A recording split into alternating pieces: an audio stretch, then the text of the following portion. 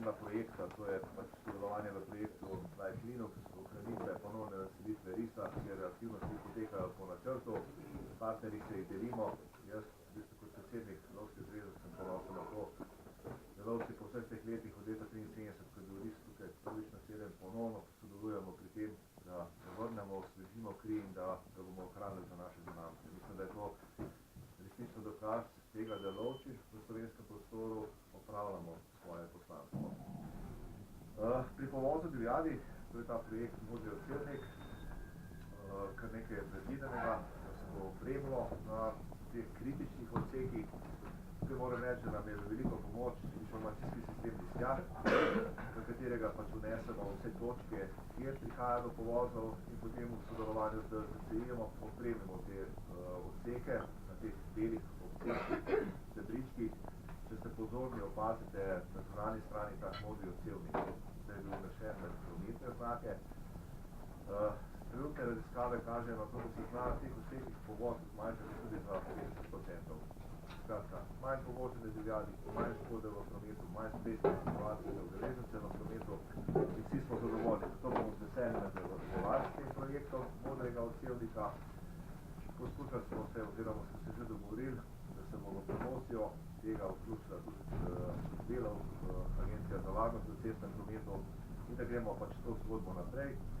DRSCI pa tudi sofinancira v bistvu izgradnjo izdelavo mobilne aplikacije, s katero bomo lahko preko mobilnih telefonov lovci neposredno na kraju samem zabeležili ta povoz in poskrbeli, da bodo ti podatki še bolj natančno vnešeni v ta naš informacijski sistem Lisjak, pa kasneje prenošeni DRSCI-ju. Če govorimo o velikih spremembah na področju lovstva, bo se v gradivu imel zabeležko okrog načrtovane ukinitve oddelka za lovstvo na Zavodu za gozdove Slovenije. Tukaj moram reči, da je stališče stroke, da se tudi s tem ne strinjamo.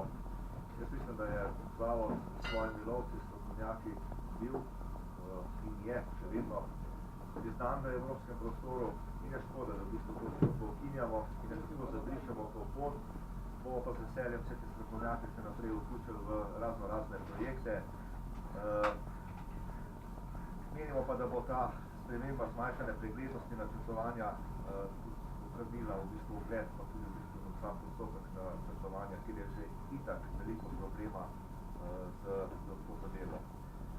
Zdaj, če se vrnemo na številna izobraževanja, 3999 je bilo letos številka, prej mi je kolegica posredovala, opravljenih izobraževanj v lovstvu.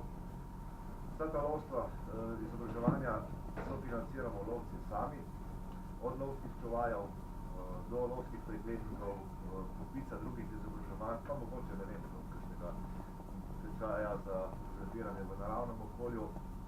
Kaj želim povedati, no?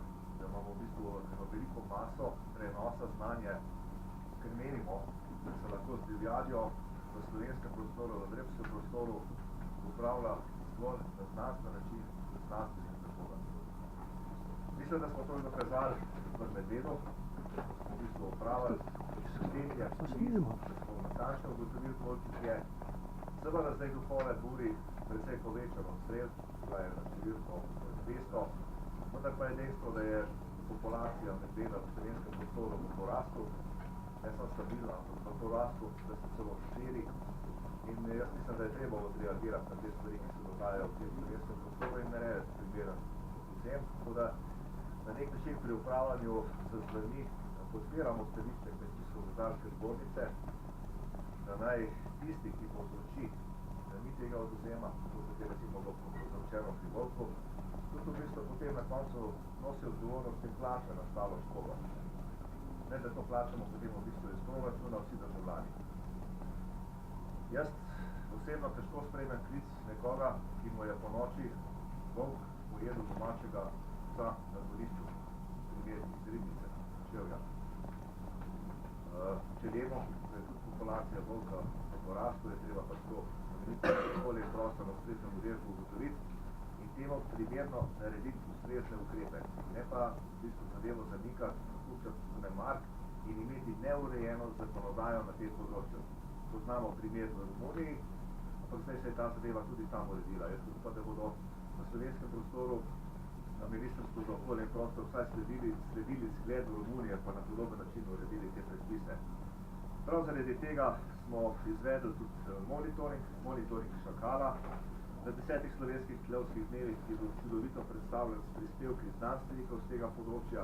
Dejstvo je, da so na nekaterih območjih gostote te populacije prevelike in na tem mestu smo ponovili tisto, kar je bil zaključek konference. Pozivamo Ministrstvo za okolje in prostor, da začne z aktivnim upravljanjem populacije šakala.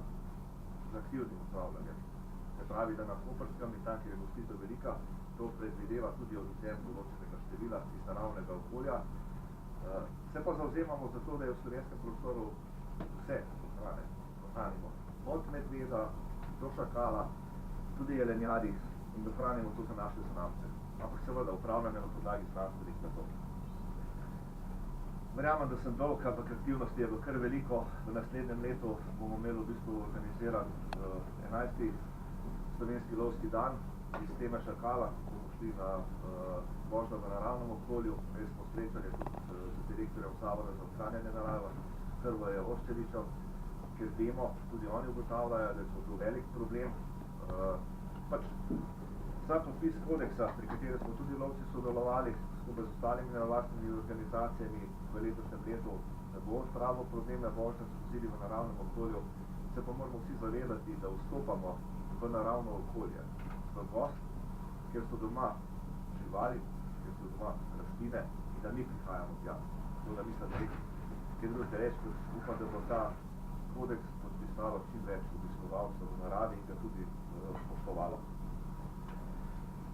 Na mednarodnem sodelovanju je bilo aktivnosti veliko, kaj več bo se povedala kolega, ker se širijo določene bolezni na tem prostoru, pač tukaj sodelujemo. Moram pa na tem mestu biti ponosen na to, da smo zopet dobili za podpredsednika Federacije Evropskih lovskih zvez in člana možnega izvršnega odbora te organizacije, predstavnika naše zveze, za direktorja naših strokovnih služb, Srečnega Žerjava.